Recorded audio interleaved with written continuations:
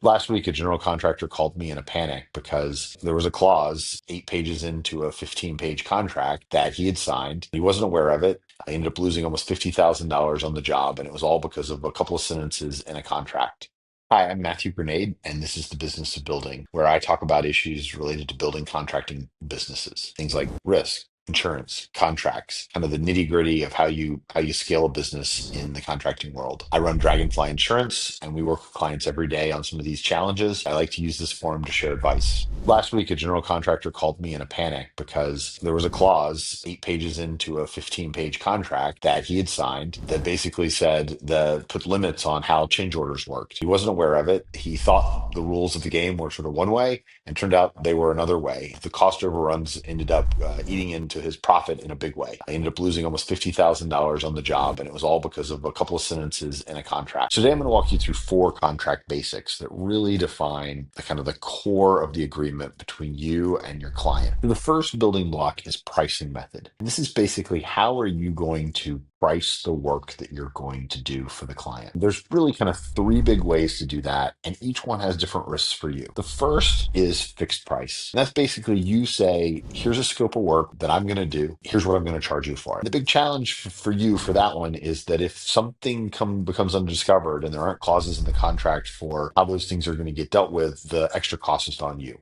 Let's say you're doing a renovation and you find asbestos or some sort of damage or something like that. If you haven't sort of talked about the consequences of that in the contract, the cost is going to be on you. So the second big category is scope, allowances, and exclusions. This is really just where you're specifying what the work is that you're going to go do. So the scope says, here's what's going to happen. Here's what I'm agreeing to do. This is especially critical when you have a fixed price contract because there you're on the hook for that job. And so it's very important for you to say what that job actually is. As an example, you don't just say paint the walls. What we're not painting, so is woodwork included or not? All those sorts of details really matter because if you disagree, you can end up kind of eating that cost. And it matters also in unit pricing as well because the doorknobs, or does that include the trim? All these sort of details of sort of exactly what you're agreeing to do, that all comes down to scope and exclusion. Allowances also matter a lot too. So if you say, for instance, on a fixed price contract, the client gets a $5,000 allowance for light fixtures, you should be very clear that if it's going to go above that, here's what's going to happen. Here's how it's going to get paid for. So the third big category you want to think about is payment terms.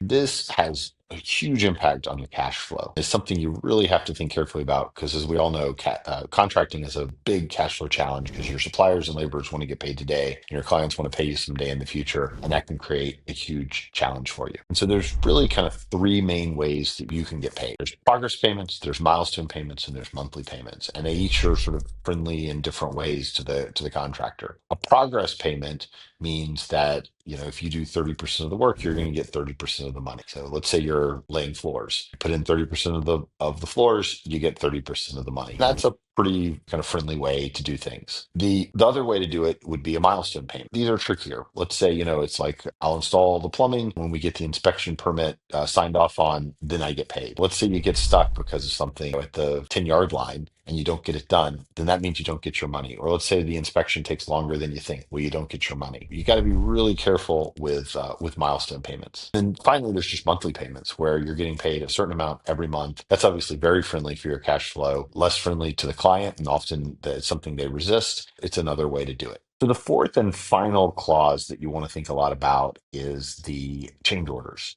This is basically what happens, particularly on fixed price jobs, when the client wants something different, as they inevitably do. You're installing cabinets or floors, and they say they want something a little bit nicer. What happens? What the contract really should spell out is the procedure that's going to take place. And the procedure that you should want is very clear documentation. It's a fixed price job. You agree to install standard floors. They decide they want fancy hardwood floors. What's the procedure that's going to make clear to you that that's okay to do it? And it should really involve some paperwork, unfortunately. So either an email that they've signed or a document that they've signed that makes it very clear that they're changing the scope, that they're going to pay extra for that scope, and that to the extent it's going to affect the timeline, how the consequences of that are going to get dealt with. Because oftentimes change orders will push the timeline out. And that's another thing you want to be very mindful of. One of the things I think people get wrong is they think that contracts are about trust. And contracts really aren't about trust. They're about clarity and building a clear foundation for how you're going to work with someone. Just like the saying goes that good fences make good neighbors, good contracts make good clients. So you want to make sure that you have these building blocks right so that you can have a strong foundation for how the two, how you and your client are going to work together.